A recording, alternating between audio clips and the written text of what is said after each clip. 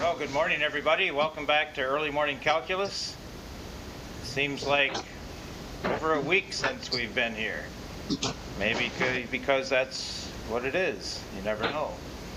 But we're happy you could join us once again. And we are doing some good stuff. But first of all, the agenda for today, so you have a little bit of an idea of what's going to happen. We have to do a little catch-up here on where we were and what things are due this week and all that sort of thing. You may or may not remember that we started Chapter 11 a little bit. We got to finish Section 11.1 on infinite sequences and maybe introduce you to a little bit of Section 11.2 on infinite series. But in the meantime, dealing with the first item, I guess the most imminent thing out there for this week is that calculator project. It was named, I think, the Purple Project, or maybe you called it the Grape Project. I didn't say great, I said grape. But that's due this week. I'll be picking those up from Byron Center on Thursday, and the people here plan to hand them in on Wednesday, right? Okay, well, how were things over there last week? Good. Survived okay? Yep. I have one little problem. Your tests are still there too. Oh. But hopefully I'll be able to get them soon and get on grading those. So you're probably wondering what happened to them, but I was not around last week, and when I came back, it was too late to get them.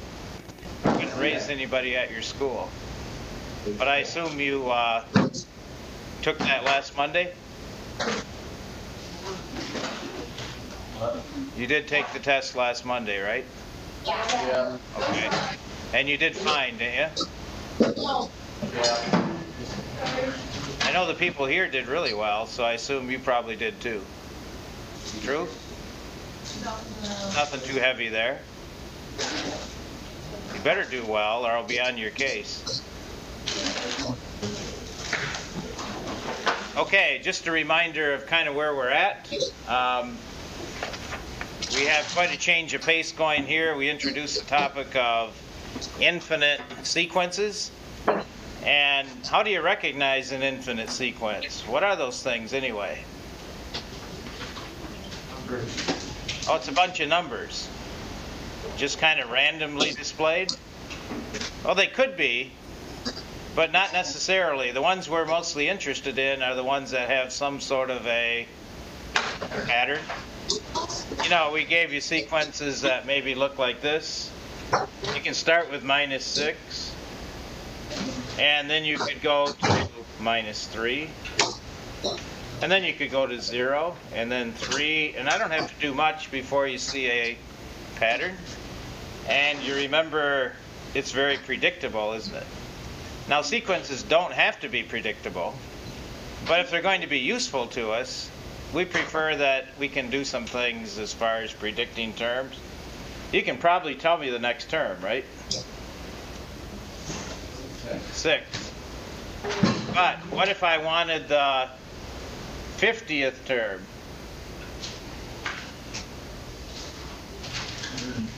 That's out a ways, isn't it? The 50th term? I guess we could keep going till we got to the 49th and then add 3 again. But remember, what we like is what we call a closed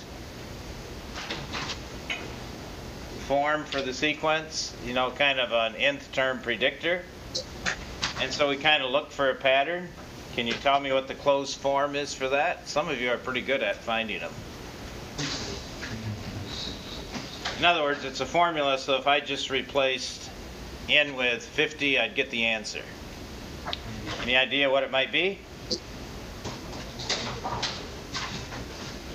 Just got to follow the pattern. First, second, third, fourth.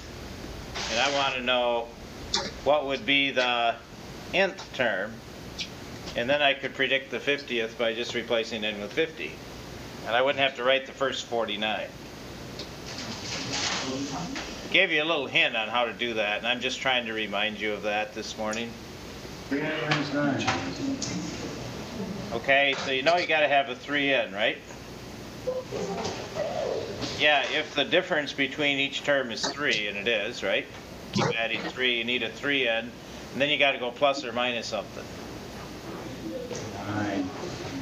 Minus 9?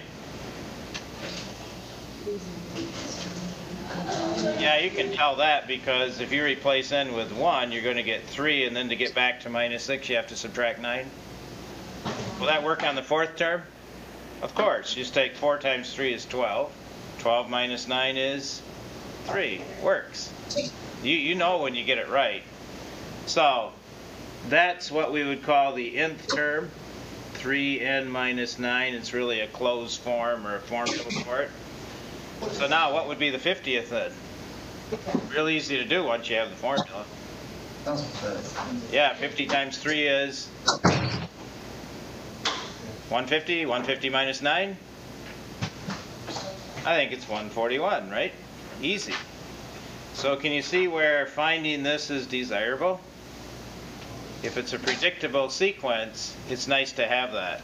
Okay, the other thing we did was to keep sequences apart, we give them names. Like we could call this the A sequence, and instead of saying first, second, third, fourth, we say A1, A2, A3, A4.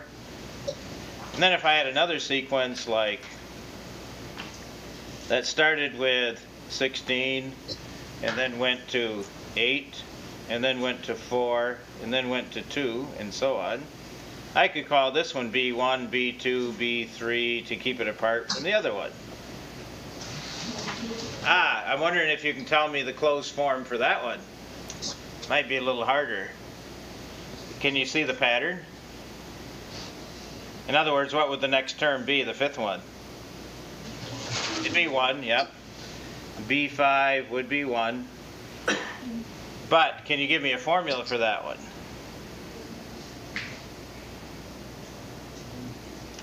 That kind is a little harder, but we're going to get into that and show you how to come up with a little equation or a little closed form for that particular sequence. Do you recognize what kind it is? I'm doing a little fishing this morning just to see what your background might have been. Do you know what you call a sequence like this? Keep multiplying by 1/2, don't you? What kind of a sequence you keep multiplying to keep going?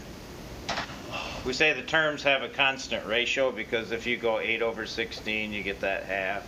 If you go 4 over 8, you get half. If you go 2 over 4, you get half. So we say the sequence has a constant ratio between terms. Because if you take any term and make a ratio out of it with a previous term, you keep getting the same thing. You know what they call those? Got to see how hard I have to work here. Ever heard the name? Geometric sequence? Geometric, it means constant ratio between terms. You keep multiplying to keep going. On my first one, I kept adding to keep going, right? If you add or subtract to keep going, then it's called what kind? This one's geometric. What's the first one? Arithmetic. Very good. Arithmetic. Okay? And arithmetic and geometric sequences have their own special ways of dealing with them and finding the nth term. Does anybody know what the nth term would be for that one?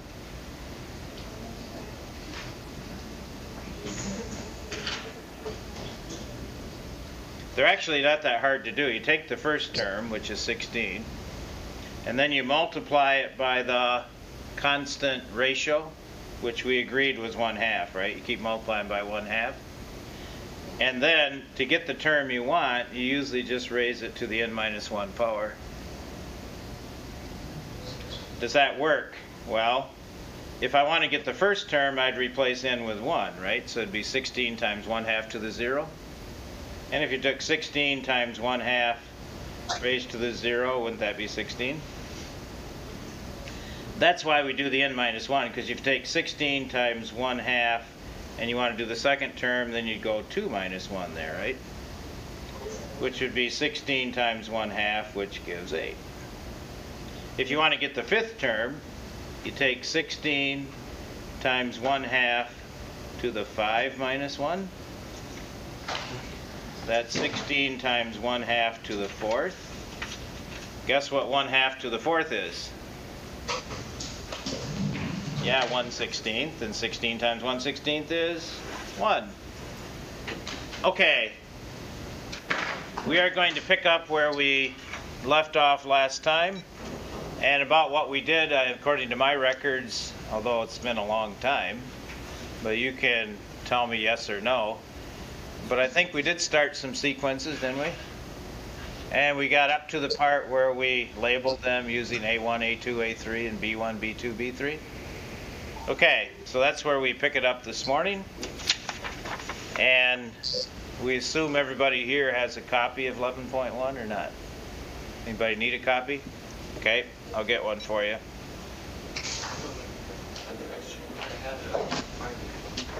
Lost it? Well, I got everything. I got no set. I might have an extra. We'll see.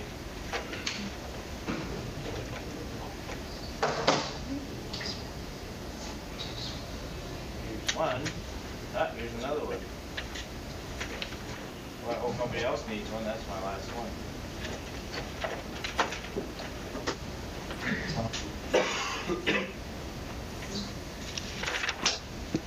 Okay, we've been talking about that nth term formula, and we practiced on a couple showing you the advantage of having it.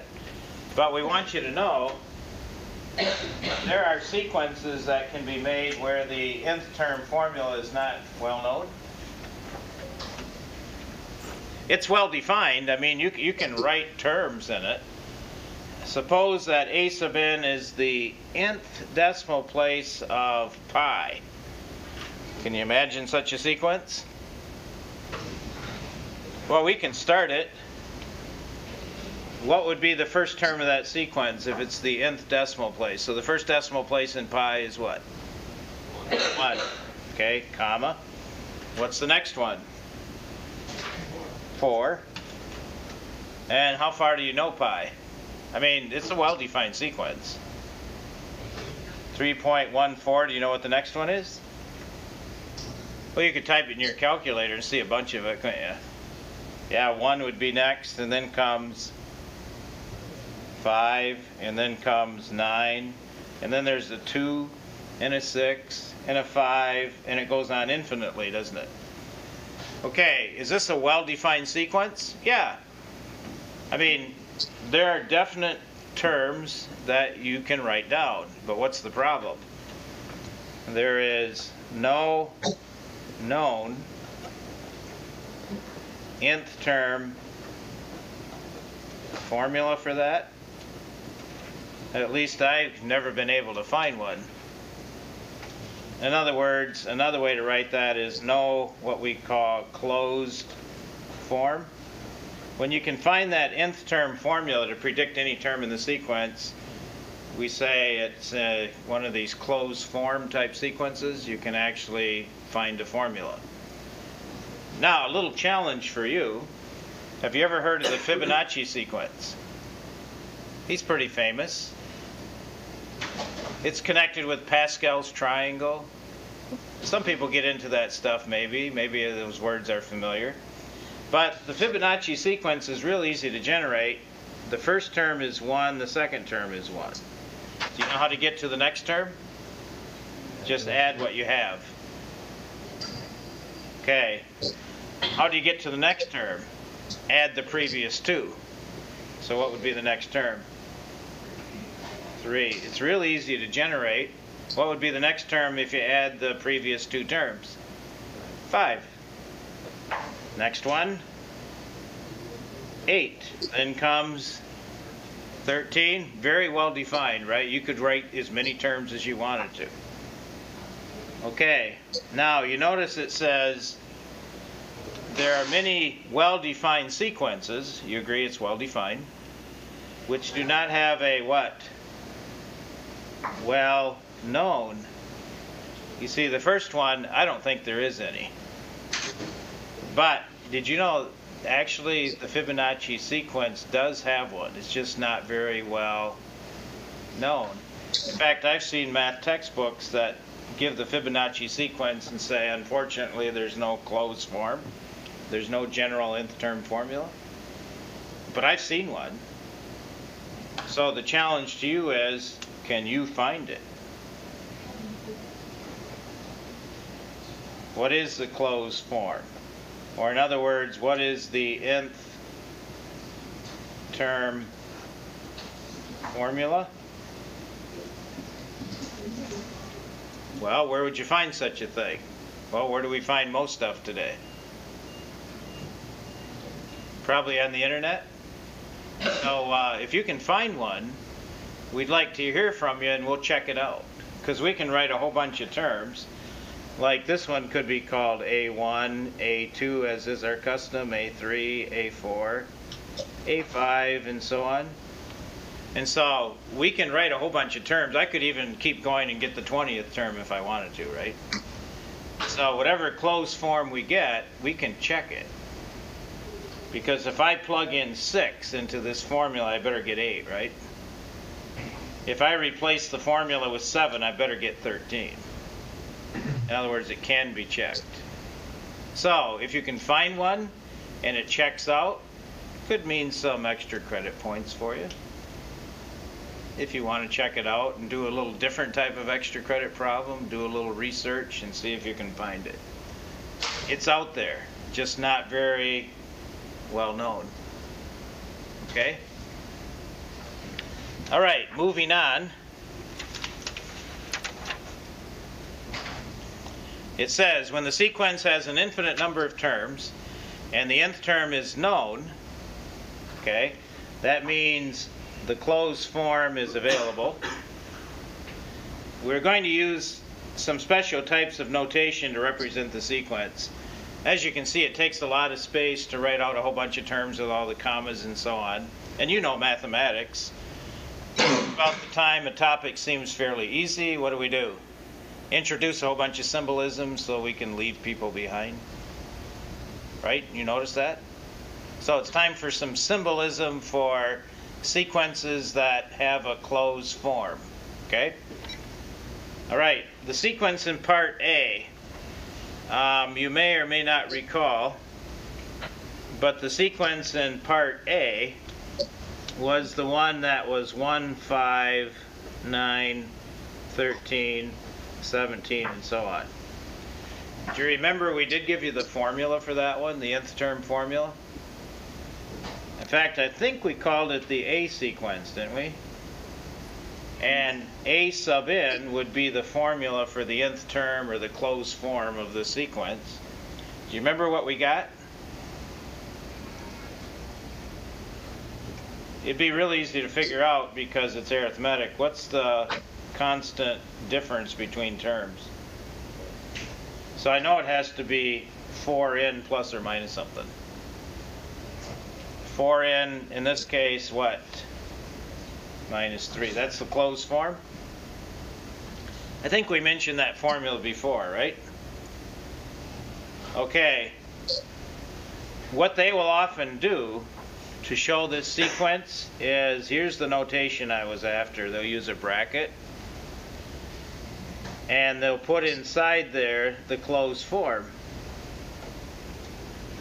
In other words, when you see braces like this with some term inside, a general term like 4n minus 3, this represents a sequence. Now, sometimes they'll even say n equals 1 there to infinity there to show that it's infinite. But you'll find it won't be long before they won't write that anymore. And they'll just leave it as 4n minus 3 and say, if you don't see anything, assume it's infinite. That it goes from 1 to infinity. The advantage of writing this is, if you don't want to start with the first term, you have a little more flexibility. You can say n equals 7, and then up here maybe put 11. And what that says is, all I want in this sequence are the 7th through the 11th term. So I guess it's kind of like If I write x to the third, it means the exponent is 3. But if I don't write anything, it's 1. Kind of that same idea. So if they don't write anything, what does it mean? It means that one, 1 to infinity. If they want it to be something different, then they might put it in like that. Here's another one. What does that mean? Yeah, the 7th root of x. Well, what if I don't write anything? What's our agreement? Square root of x. It means the index is 2. Okay, same sort of idea. Well then, what about the second sequence? The one in part B. Well, you may or may not recall that in part B, the sequence when we wrote it out was 1/2 and then 2/3. And then it was 3/4 and then 4/5, and that one went on and on too. Do you remember what the nth term formula was? I think we did that one. That was kind of easy to see, wasn't it? I mean, this is term 1, 2, 3, 4, then obviously the numerator is just n, the term number. And what about the denominator? Want more than that? Okay. So, guess how the book would probably describe this sequence? They would put a brace. Inside the brace, they'd put n over n plus 1, and then another brace, and that's the way they represent a sequence. So anything that's written in braces is a sequence. You say, why are you so fussy about that? Well, you're going to find that one of my biggest fears in this chapter is that you're going to miss out on something. You see, section 11.1 is entitled Sequences, and that's it for chapter 11. There's one section on sequences, that's it. But there's like 12 sections in this chapter total. Well then, what are the other 11 about? Series. Now, series and sequences are direct relatives. But we only spend one section on sequences, and we spend 11 sections on series, so you know what happens sometimes at the end? Everything becomes a series to a person, because that's what we spend most of our time on. Well, what is the distinguishing characteristic? When you have a sequence, you'll see it in braces. It's going to be very easy on the next test to look at something like this and just treat it as if it were a series, because that's what you spend most of your time on. But it's not, it's a sequence, and you don't do sequences like you do series. It's just that we can dispose of sequences in one section. In series, it takes 11 sections to get through all the different kinds. Okay. Here's one type of problem that you run into in this first section. It says, using the nth term formula of the sequence, write the first 3 terms and then the 10th term of the sequence. Okay, I have a sequence where this is the closed form, this is the formula for it. And if you have the formula, this is such a simple question to answer. Write the first 3 terms. So how do you get term 1? We call it A1. What do? If you got the formula, anybody can do it. Yeah, you just take minus 1 and you raise it to the 1 minus 1 power. And then you take the square root of 1 plus 1, and then you divide by 2 to the first. And if you simplify that, what do you get? Well, this is negative 1 to the 0, okay, which is 1. Under here you get, so isn't the first term square root of 2 over 2? Now the main purpose of this is not so much can you fill in the ends and get an answer. I want you to see what happens when you see negative 1 raised to a power and what it does. Because that's a common thing that happens. You see, if you go to term number 2, you're going to get minus 1 to what power? The first, right? Because I'm going to replace n with 2. And then you're going to get the square root of what? 3. 2 plus 1. And what's that divided by? 2 squared, which is 4. So what's the second term when you fix it up? Minus square root 3 over 4. Okay, now if you go to term number 3, you soon see the role of the minus 1. You get minus 1 to what power if you go to the third term here? Yeah, it's going to be squared. And what's under the radical? Doing the third term, okay? And what's in the denominator? 8. Fix that up, and what do you get?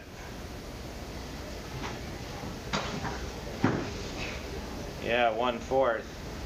So what's happening when you take minus 1 to a power as part of your closed form? What does it do to the sequence? Makes every other term negative? Yeah, if you use something like n minus 1, do you notice it's the even terms that are negative? If this was just minus 1 to the plain nth power, then the odd terms would be negative. But if you need to make the sequence alternate in signs, plus minus, that's the way we do it. That's something to store up because that'll come in handy later. When you're trying to do an nth term and make every other term negative, do it as minus 1 to a power. That's what changes the signs. All right, they did ask for the 10th term. So it's going to be minus 1 to what power? The 9th. And then I'm going to have the square root of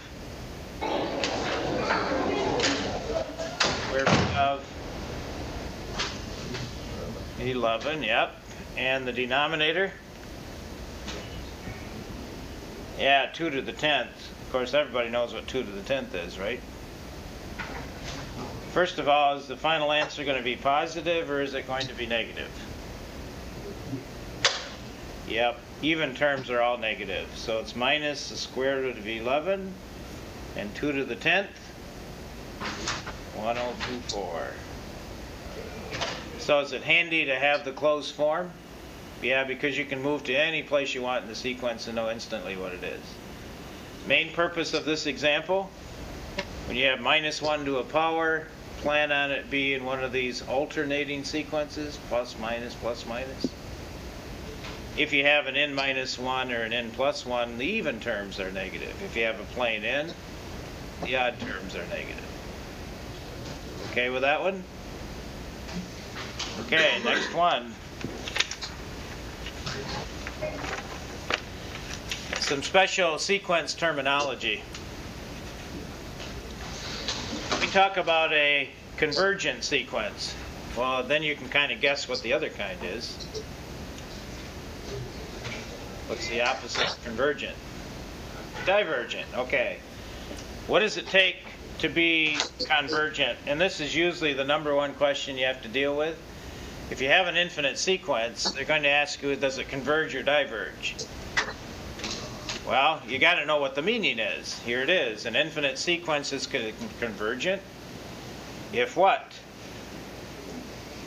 Well, the answer is, and you'll be happy to know, if the limit as n goes to infinity of the sequence a sub n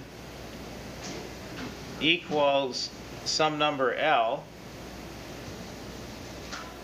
and is a real number. So the limit has to exist and has to be a real number. Here is a sequence given by 4n minus 3 over 3n plus 4. They want to know if that thing converges or not. Well, if you want to know if a sequence converges, all you have to ask is, does the limit as n go to infinity of a sub n equal a real number? That's the question. Are you still good at doing limits? Well, we haven't done a ton of them since Calc 1, but that would be like doing the limit of 4n minus 3 over 3n plus 4. Now this could be a real pain if I didn't know what the nth term was. So if you don't have closed forms, these can be a real problem. Now the question is, do you remember any of the methods we used to use to try to find a limit like that? There's different ways to do it. Go ahead. It's sub-zero in round. But I'm doing infinity. You're right. If n was going to 0, I could just replace n with 0 and be minus 3/4. But my n is going to infinity always because the sequence is infinite. See, this is just a random term in the sequence, and I get a1, a2, a3, a4. I could write out a whole bunch of terms. But what I want to know is, does this sequence have a limit or not? And to find the limit, we can just check the nth term. We had different ways of doing limits that went to infinity. I'm just hoping you might remember one of the methods from a long time ago. Of course, we're doing it because we want to remind you of how you did that. Okay, method 1. See if this rings a bell.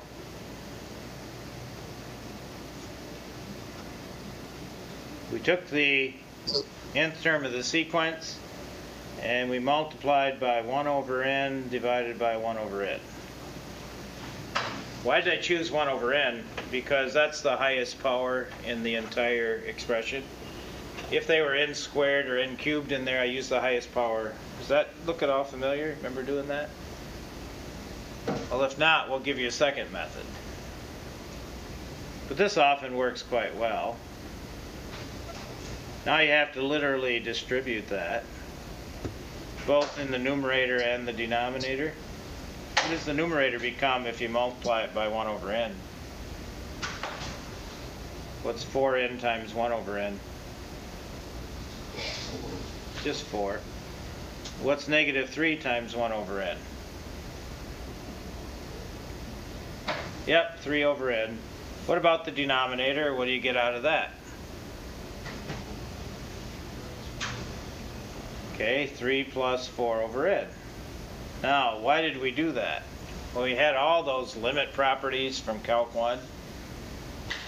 And we said, if you have a limit of a fraction, you can do the numerator and denominator separately.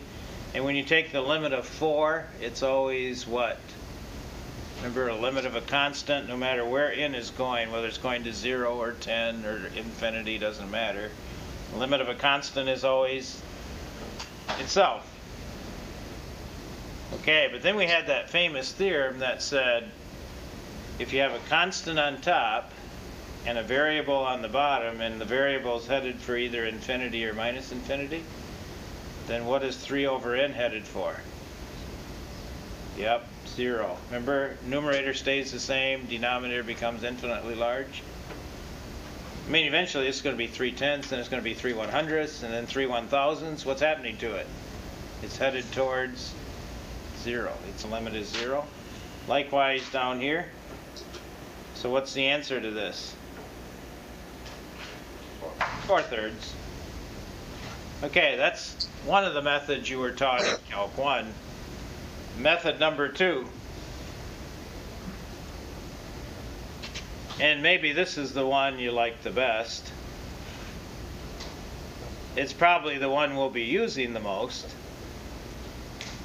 But it's nice to have alternatives just in case one of them doesn't work. If I just let the n's become infinity, just as it stands, what's going to happen to the numerator? Where's it headed? It's headed for infinity, isn't it? If n is headed for infinity, won't 4n plus 3 become infinitely large?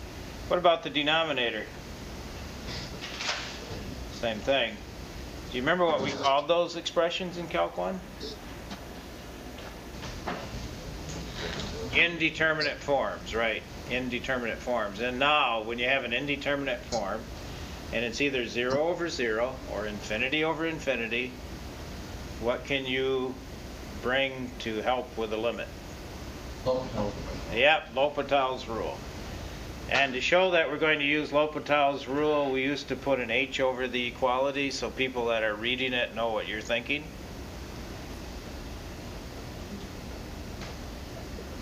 And how did L'Hopital's rule work? Yeah, you can take the derivative of the numerator. What's the derivative of 4n plus 3? Just 4. And write that over the derivative of the denominator. There was no quotient rule here, just use the derivative of numerator over derivative of denominator. And then see if you can get the limit. What's the limit of a constant 4/3? It's nice to see that at least both methods give the same answer, right? Guess which one will probably use the most? Probably that one. The only problem is if you're not in this form, then you can't apply it and you might have to do something like we did up here. Okay? All right, so there's an example of a convergent sequence. Why is it called convergent?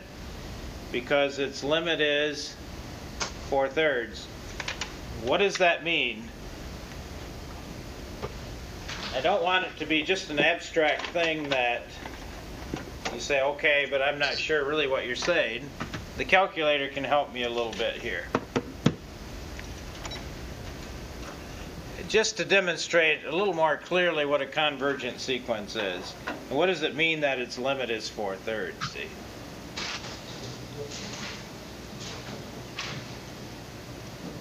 Okay, first thing I'm going to do is go to F4, and I'm going to define this sequence to be A of n, and it's going to equal the quantity 4n plus 3 divided by the quantity 3n plus 4. There. The calculator's got in its memory that the nth term of this sequence is that one. Okay, what should happen if I go A of 1? What does that represent? The first term of the sequence is 1, right? Well, then if I put in 2, what does that represent? Second term of the sequence, right? What if I put in 10? 10th term of the sequence. Now, to help see a little bit better what's happening, see, I can do any term of the sequence I want very quickly with my calculator. But I want you to notice what happens if I go diamond enter and watch these decimals. Now, when I took the limit, what was my answer? It's not on the screen anymore, but you remember what we got? 4/3. What's the decimal for 4/3? Yeah, 1.3 repeating, right? I'm at 1.26. What if I went to the 100th term? That's out of ways, right? And went diamond enter, 1.325. Can you see that old concept of a limit happening? Because every time I go further out in the sequence, what happens to the term? It gets closer and closer and closer to 1.3 repeating. It's real easy to just add zeros in there. See it getting closer to 1.3 repeating? Let's add 2 more zeros. That would be the 100,000th term of that sequence right there. So diamond enter. And I got 1.333325. Can you see what we mean by convergence? Can you kind of get a feel for it? What does it mean that a sequence converges? It means the further you go out in the sequence, the closer the terms are squeezing in on a certain particular number. In this case, they're squeezing closer to 4/3. We can add a couple more zeros, and all that should happen is closer to that 4/3. It's squeezing in on it. See the additional numbers of 3's repeating? And the further you go out in the sequence, the closer it's squeezing in on 4/3. And I think it's a great choice of words. It makes sense to me. It's converging to 4/3. Isn't that a great word? Doesn't it seem to fit? converging to 4/3? What does converge mean? Just in general. Getting close to, squeezing in on, right? Is that what converge means? If a whole bunch of flies converge on your hot dog, you know what they're doing, right? All right, but I wanted that part just so that you have a good intuitive feeling of what convergent means. Now, does every sequence do that? No. When they do not have a limit like that, we call them divergent. So an infinite sequence is a divergent sequence if what? If that same limit as n approaches infinity either equals plus or minus infinity, okay, or does not equal a real number. So if the answer you get is either plus or minus infinity, or whatever you get does not equal a real number, then we call it divergent. Notice what happens if we try taking this limit.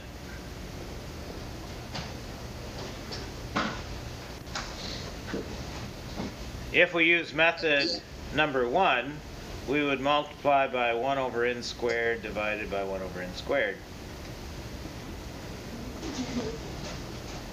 And if you distribute the 1 over n squared, what do you get on top? Okay, 1 plus, what else?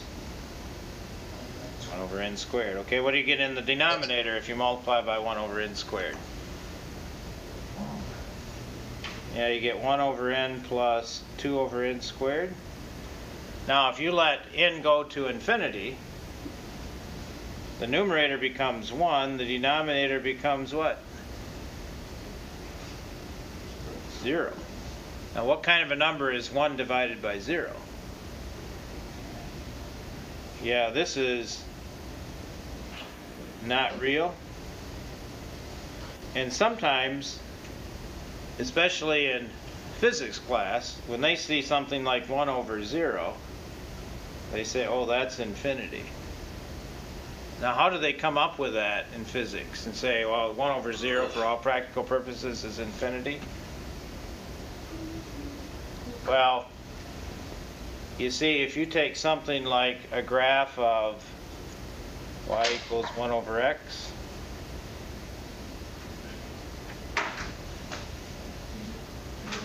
and you check that out, you get a graph like this and one that goes like that, right? That's y equals 1 over x. Well, what they're saying is when the denominator gets closer and closer to 0, you know, the x, where's the graph headed for? You know, as you get closer and closer to 0, let the denominator become 0. Isn't the graph going up, up, up towards infinity? And that's why they say for all practical purposes that's just infinity. And that works in physics class. We're a little more careful than that in math class and say not real. But either way, you get the same result that the sequence diverges. But this gives you a little hint. What is one of the first signs of a divergent sequence? Well, you try to find the limit and you get a constant on top, a non-zero constant. And what do you get on the bottom? A 0. That's your best clue that it's probably a divergent sequence. Okay, next comes increasing and decreasing sequences. And we're leading up to something here. A sequence A sub n is called increasing. If what? If the nth term is always less than or equal to the n plus first term.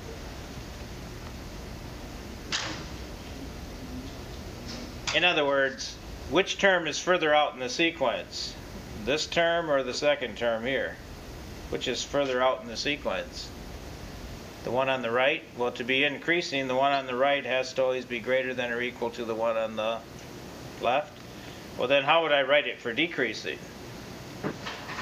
Well, a sub n term has to always be greater than or equal to a sub n plus 1. Okay.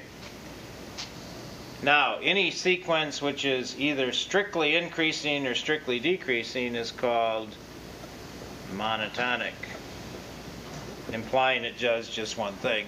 See, some sequences, they increase, they decrease, they increase, they decrease.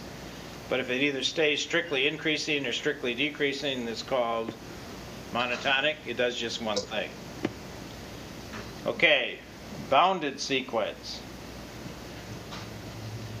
We say a sequence of numbers is bounded if there exists some real number m. We don't care how big it is, just any real number m. It could be 20, could be 5 million, but there has to be some real number m, such that what? Such that every term of the sequence a sub n is less than or equal to m.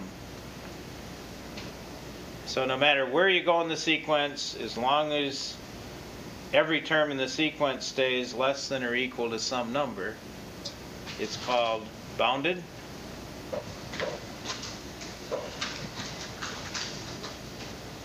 Now, to make that a little more general, what we like to do is put absolute value around it, so that if there's negative terms involved, you don't get misled.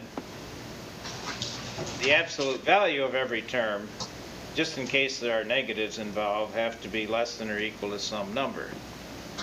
Well, what is this leading up to? A quick way to test for convergence. Because it now says every bounded, we define what that was. Monotonic, we define what that was. Anytime you can get these two in combination, guess what the sequence is guaranteed to do? Converge.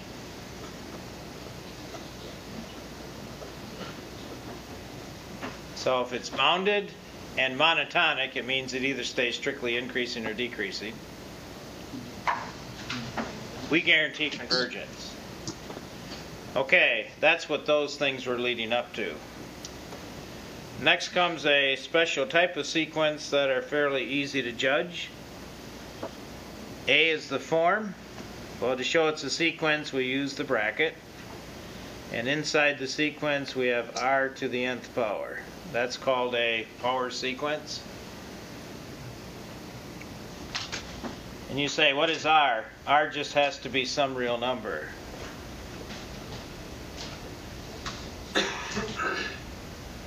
So if you take a real number and raise it to the nth power, it's called a power sequence. The first one, as an example, is 2 to the nth. The reason I left the blank is I'm wondering what your intuition tells you about convergence or divergence. We're leading up to a generalization here. What do you think about 2 to the nth? Just your gut feeling. Would it be convergent or divergent as you imagine some terms and you're wondering if the limit exists? Can you picture some terms? Let's write out a few. First term? 2. Second term? 4. 8. 16. Now what's your gut feeling about that sequence? You think it converges to some number or diverges? Divergent. I think it's definitely divergent. I think it's screaming divergent. Why? I think that sequence is totally unbounded, isn't it? You can't squeeze in on any one number. Is it an increasing or decreasing sequence? Which kind? It's increasing. Is it monotonic? That means it just does one thing all the time. Does it do just one of the two things, or does it increase sometimes and decrease other times? Always increasing. Yeah, it's monotonic increasing.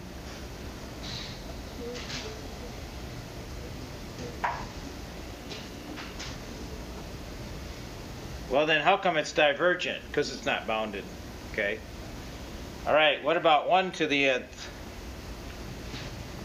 What would you guess about that one? Convergent or divergent? Sometimes that can be a little confusing, but if you write out some terms, the question is, will that sequence have a limit or not? Well, every term is the same constant, 1, isn't it? What's the limit of 1? So I think this one converges to the number 1, in fact. Converges to 1. How about 2/3 to the nth? Let me see. First term would be 2/3. Second term would be 4/9. Squaring them. Third term?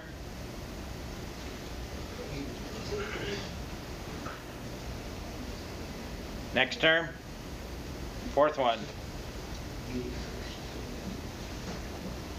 Okay, what's your gut feeling on that one? Probably converges? Well, we're trying to lead to a generalization so you don't have to wonder and guess. What do you think this is going to converge to? 0. I think so too. 0. Okay, here's a little summary so you don't have to guess or hope you're lucky. In general, if you have a sequence that's a power sequence, r to the nth power, it's guaranteed to be convergent if what? If r is less than or equal to 1, but greater than -1. So if the r, the number you pick, is somewhere between -1 and 1, not including -1, but including 1, then it's going to be convergent. What is it going to be otherwise? Well, divergent, but that would be under all the other conditions. What's a quick way to do that? Well, I guess it'd be if r is greater than 1 or r less than or equal to -1. And now we kind of summarize the results. So I want 3 blanks here. Okay, if r is between -1 and 1, we guarantee that it converges, but I want to be more specific. What will it converge to? 0. It'll be 0, because it's like the one that had the 2/3 in it. Okay, what if r is exactly equal to 1? Then what's the limit going to be? Well, it's going to still be convergent, and it'll converge to 1. And then finally, if r is bigger than 1, it's going to diverge, but the limit is going to be infinity. So it's a little summary of what you can expect from -1 all the way to infinity.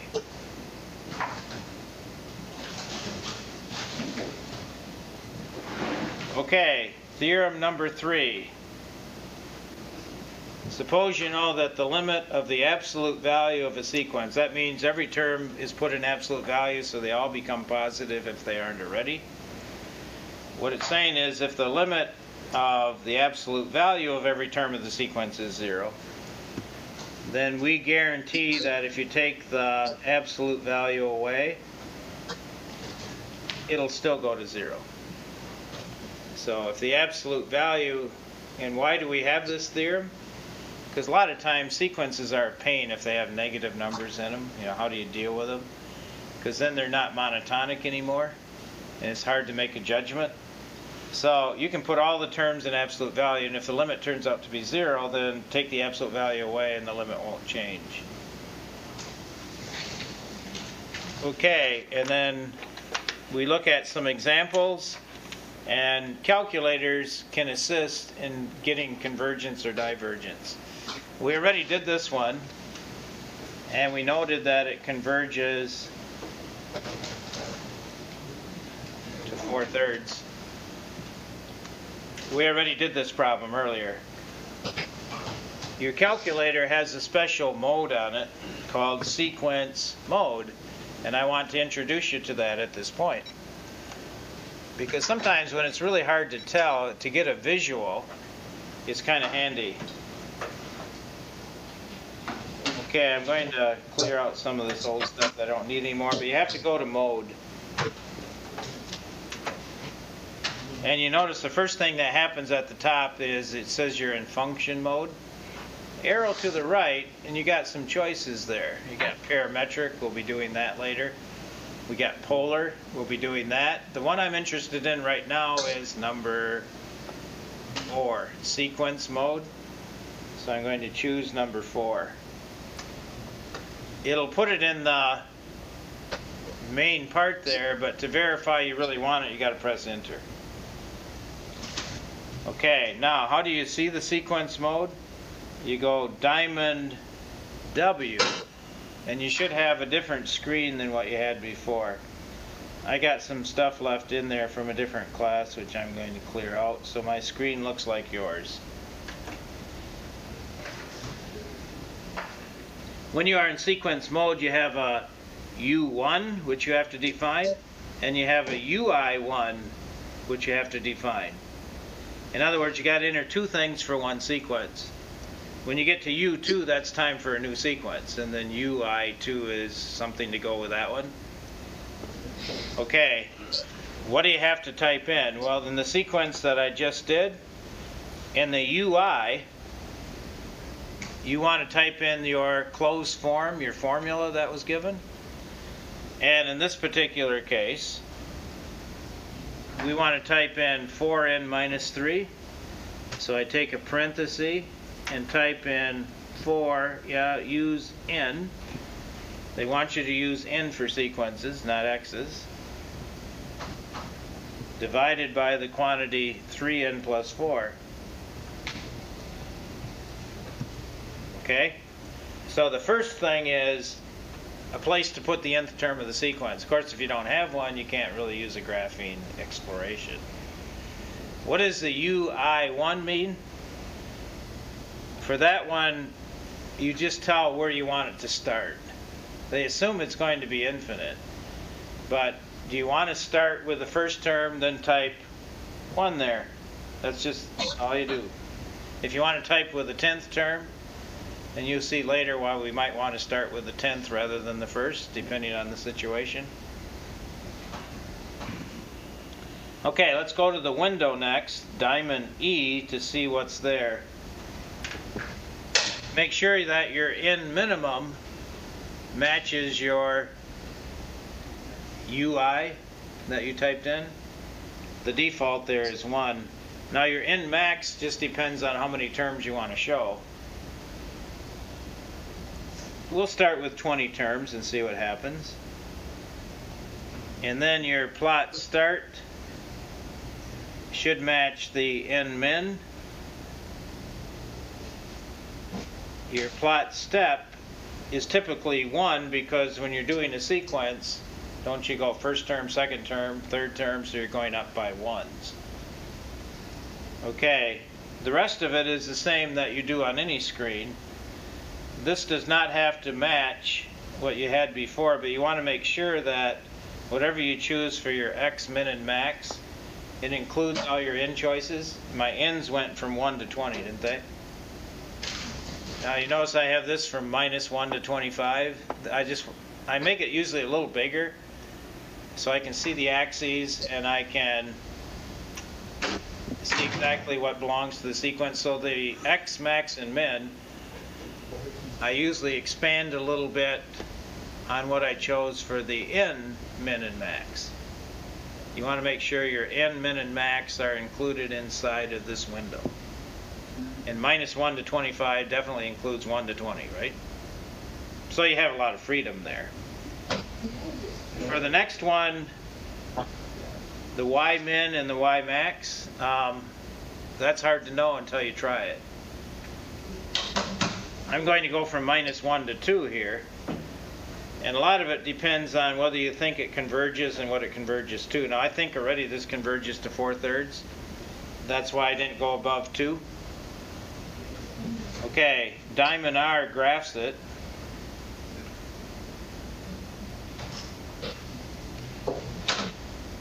And you see a series of dots which are plotting the terms in the sequence. Now, why is the graph helpful? Well, do you notice the graph is concave down, right? If you remember Calc 1. But do you notice it's not only concave down, but it seems like it's approaching a horizontal asymptote somewhere? So if you can get concave down like this, and it appears like it has a horizontal asymptote, guess what the horizontal asymptote is? Yep, y equals 4/3, the limit. When you can get this concave down and it looks like you're getting a horizontal asymptote, that's a good sign that you are converging. The same thing holds for concave up, as we'll see later. But for this particular one, what I would record on my paper, just to remember here, is that based upon my calculator, and yeah, we had that term kind of sitting by himself here first. Then they kind of just went up like this, didn't they? Well, if I were to draw a horizontal asymptote, it would be y equals the limit. And the term should just keep crowding closer and closer to that. And that's a good sign. It gives you a hint from your calculator that you probably have convergence when you can't tell. Now this next one diverged, didn't it? Remember that one? Let's type that one in our calculator and see what the contrast is. Now I'm not saying the calculator is going to answer convergence or divergence, but it can give you some guidance. It's not the ultimate word here, but it can give you an idea of what you should be shooting for. So going back to diamond y equals, I will clear out this u1 and type in the next one, which happened to be n squared and then plus 1, and that's all divided by the quantity n plus 2.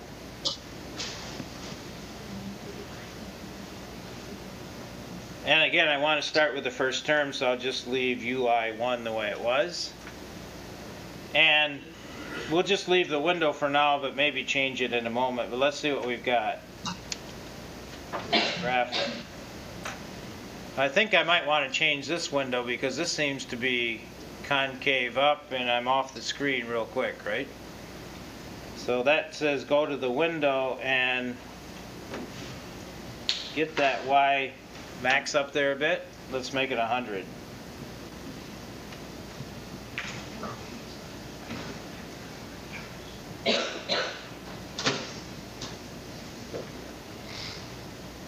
That might be a little more than I wanted unless I want to do more terms. But I'm going back to the window, and instead of 100 there, maybe just going to 25 would have been enough for the y max.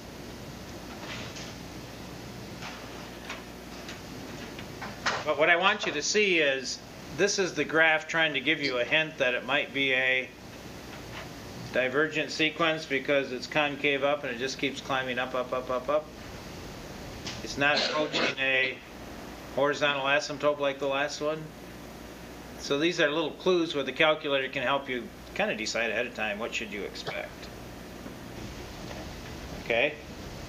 All right, now let's take one we don't know the answer to yet, and conventional means don't seem to work too well. And that happens to be this example right here.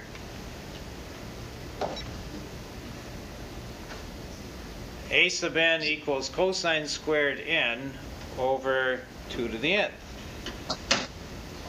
And I don't have a lot of help with my limit properties from Calc 1 to figure out that one. So what I'm going to do is check it on my calculator and see if I can observe maybe its tendency to get an idea of what to expect. So going in here to u sub 1 again, I'm going to type in cosine of n squared. Remember how you have to do that. It's cosine of n, and then when you're done you have to square it. That's the only way the calculator will accept it. Then I have to divide that by 2 to the nth. And That's what it looks like.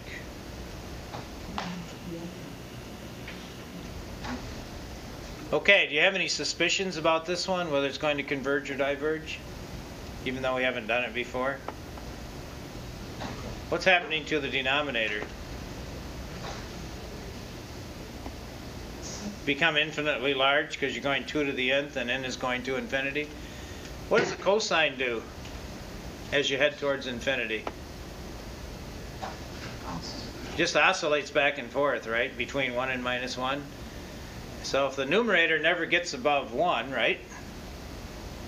And the denominator becomes infinitely large, what would be your guess? I'd say probably converges to 0. Well, the calculator can really help you see that. But when I do this, I'm going to go to the window. And I might want to do more terms, I don't know. But I don't think I need to go this high because my guess is it's going to converge to 0. I'm just going to put a 1 there. And here comes the graph. Can you see what it did?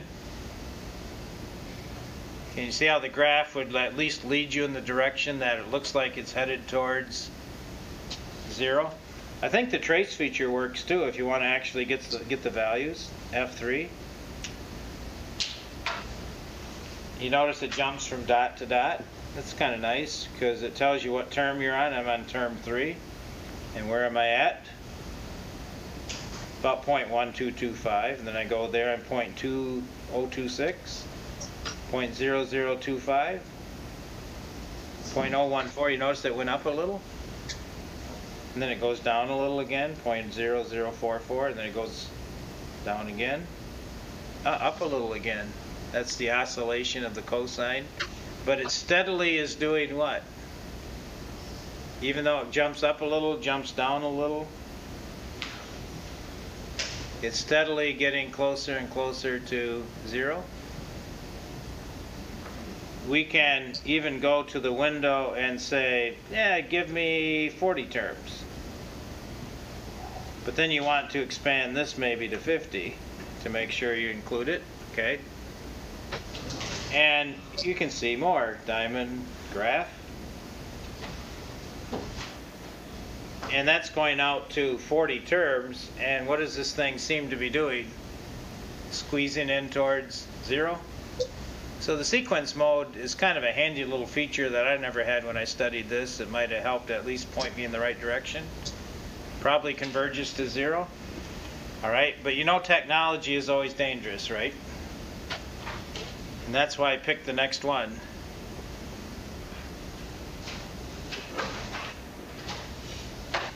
Okay, I'm going to get rid of the old U1. And how do you type in factorial? I'm on number 4. We're going to do n factorial over 16 to the nth power.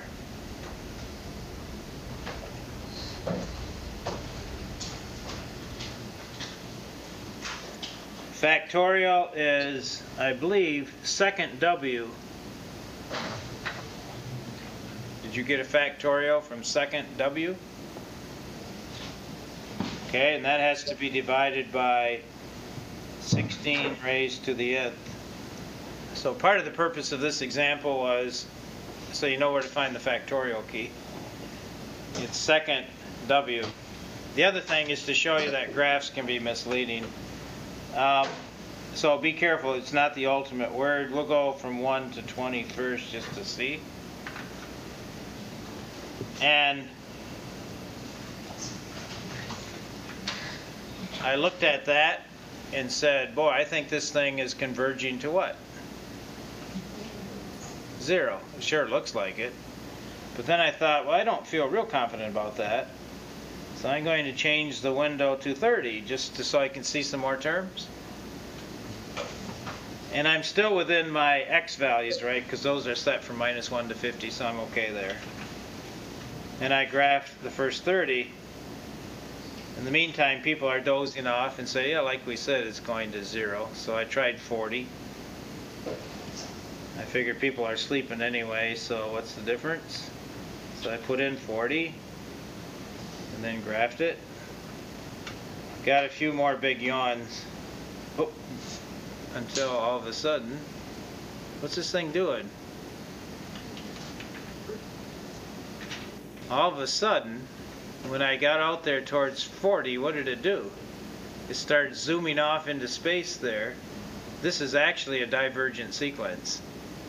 You notice the concave up and no asymptote to go with it? It should go to the right. So be careful. Calculators, as always, can mislead, and that's where people get burned. So as we get more refined techniques, don't depend on the calculator for your absolute answer. It can give you guidance, it can give you direction, but it can also mislead, because how do you know you had to type in 40 terms to see it start diverging? I mean, what if it's 160? You're going to catch it? From a calculator? Probably not. You get my drift, right?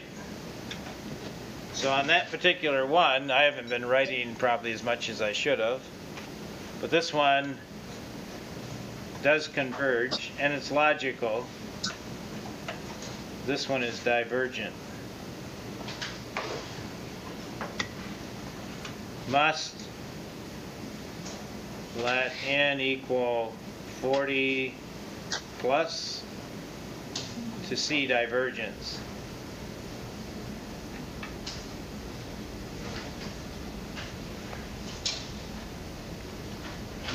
Okay, now what's the context in which we're really going to be using these? Well, that's the last example here. It's from the book. It's page 685. It's number 32. And according to my book, page 685, number 32, is asking the typical question that they ask on most of these. And it says, determine whether the sequence converges or diverges. If it does converge, tell me what the limit is. What does it converge to? Okay, problem 32. How do I know it's a sequence? Because it's in braces. It's natural log of n over natural log of 2n. Because of the braces, I know it's a sequence. And to test whether it's convergent or divergence, all I have to do is check and see what happens to the limit as n approaches infinity of natural log of n over natural log of 2n. Well, since I really didn't have a good feeling for this, the first thing I would do is I would go to my calculator and see if it gives me a hint as to whether I ought to get convergence or divergence out of it. So I get rid of the u1 I just had, and I type in natural log of n divided by natural log of twice n.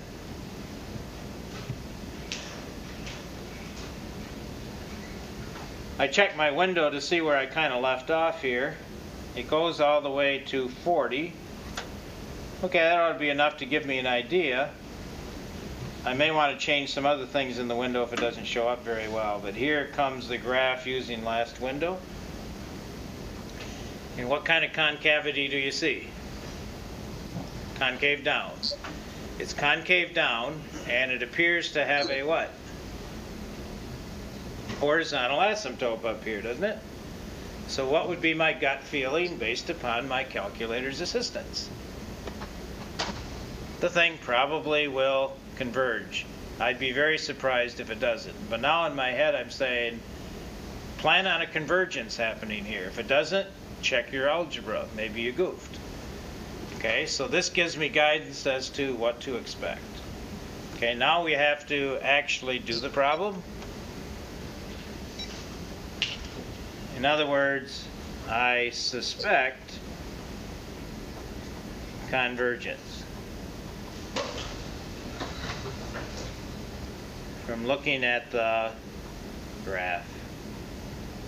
Okay? But how do you really test it? You got to actually calculate that limit. Note that the limit as n goes to infinity of natural log of n over the natural log of twice n Well, as n goes to infinity, you know where natural log is going? The natural log graph, by the way, is one like this from pre-calc days. That's the natural log graph. So as you go to the far right, where does the graph seem to be headed? You know, the further you go to the right, the more the graph increases. So I think it's headed for infinity, isn't it? What about the bottom? Yeah, infinity, just faster because I'm doing 2n instead of n. Why did I bother to do that first? Because it tells me that L'Hopital's rule on this problem is legitimate. Right? That's the only reason I did that. So, using L'Hopital's rule, and this indicates to the reader that's what we're doing, this is equal to the limit as n goes to infinity of the derivative of the numerator. What's the derivative of natural log of n?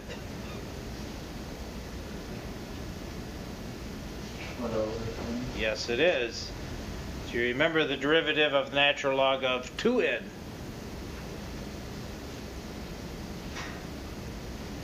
Yeah, you're right. It's 1 over 2n, but then times the derivative of what's inside, chain rule. What's the derivative of 2n? Okay so far? All right, so this is equal to the limit. I'm not using L'Hopital's rule now. I'm just trying to fix it up of 1 over n divided by what? Yeah, 1 over n. Oh, what's that? That's the limit as n approaches infinity of just plain 1. And what's the limit of 1?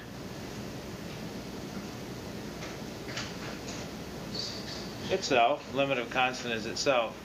So, can I answer the question now? This is out of the book, problem 32. The question is, does the sequence converge or diverge? Answer? Yep, sequence converges for sure. The graph kind of indicated that should be what happens, right? But it says if it converges, tell me what the limit is.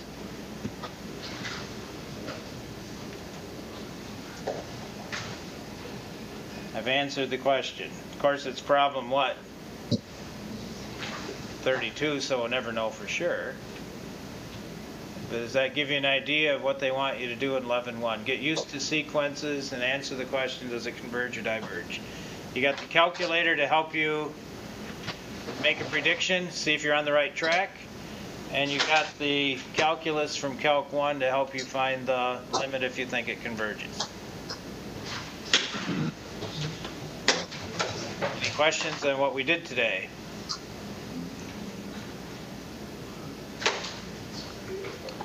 Okay, I really should do more, but I'm going to stop because I have a meeting I have to attend. And it's mandatory.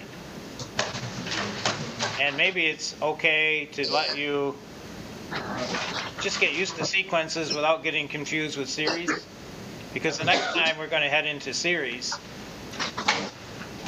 And this way you'll have sequence just focusing on that for one time, so you don't kind of mix the two up, hopefully. Because it's real easy to do, trust me. And I'm going to keep stressing, please don't mix up sequences and series. You know, they're different. I'm going to keep coming back to it till finally you're going to say, just leave us alone, we got it, you know. But I don't want anybody to get burned. Okay, don't forget the purple project is due. You probably have it finished, right? If you have questions about it, I promised I would let you ask questions if something's confusing. Did you run into anything like that yet? You did? No. Okay, we have a question here. What part was kind of confusing? The last question. The last question? Okay. I didn't bring my project with me. Could I borrow yours a minute to... My calculator died. Pardon? My calculator died. Oh, your calculator died? Well, new batteries will rejuvenate it. Yeah, but Oh, you mean it kind of died trying to calculate it? no. Take a look at it. You put new batteries in.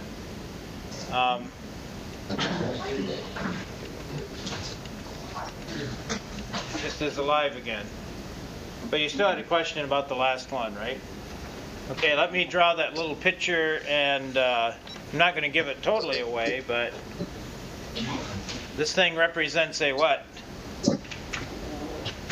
A pizza.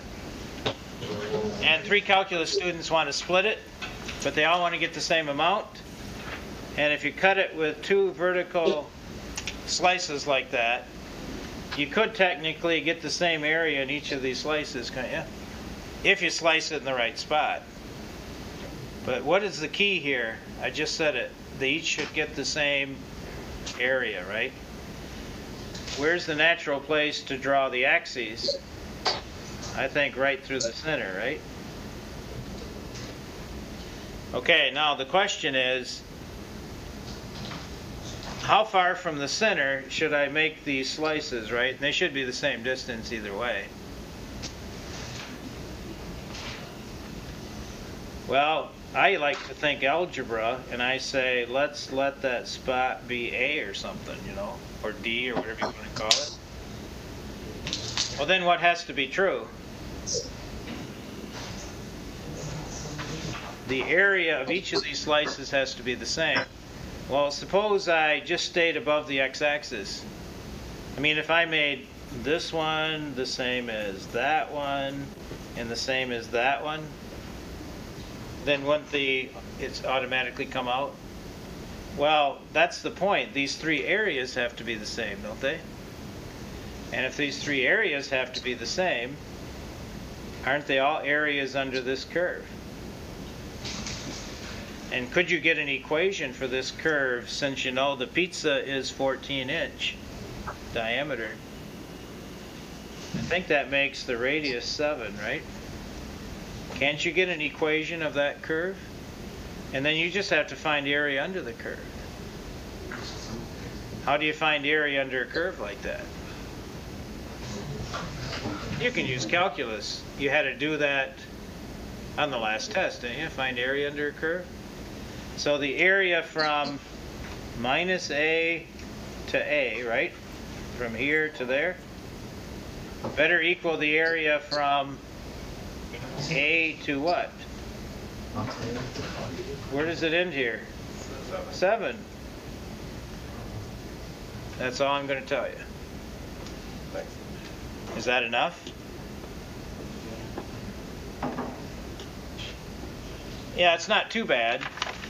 But don't be surprised if on some of these problems the calculator has to belabor a bit. On some of these problems, it's okay to go eat lunch while your calculator's, and it might be finished calculating when you get back, or it might not. It's okay. It can happen. Don't get nervous if it does that. Mine did it too. On certain problems, okay? All right. Anything else about the project? Anybody wants to bring up? Otherwise, they're sort of falling in place. They're not supposed to be horrid. Calculator, you have to do the thinking. Calculator does the grunt work. It's an attempt to show you what life is like out there. The human being is hired and paid big bucks because they can think. And they'll give you the machine to help you get the answer. But the machine won't help you think. You're getting paid because you can think. They wouldn't hire you if the machine could do it, trust me. But they need somebody to tell the machine what to do. That's you. And these projects are trying to give you a feel for what it's like out there in the real world. That's what people do. They solve problems, they have to set it up, and then they get it into the technology and it finishes it off. Okay? All right, and we'll see you on Wednesday. And remember, you may talk to each other as much as you want about the project. And you may even turn in one project with 2 names on it. I only have number 1 and the last one. Any questions from Iron Center? You guys all set? Yeah. All right, we'll see you on Wednesday then. So this is Calculus signing off for another day. We're happy you could join us. And we have more good stuff. We're going to really get serious about this course on Wednesday. Time to get serious about it, right? What about the test? Wednesday you'll get it back. I couldn't get them from Byron Center last week, and I want to get theirs graded before I hand yours back. I didn't remember to bring yours up the hill here this morning anyway. But I'll have them ready for you Wednesday, I promise.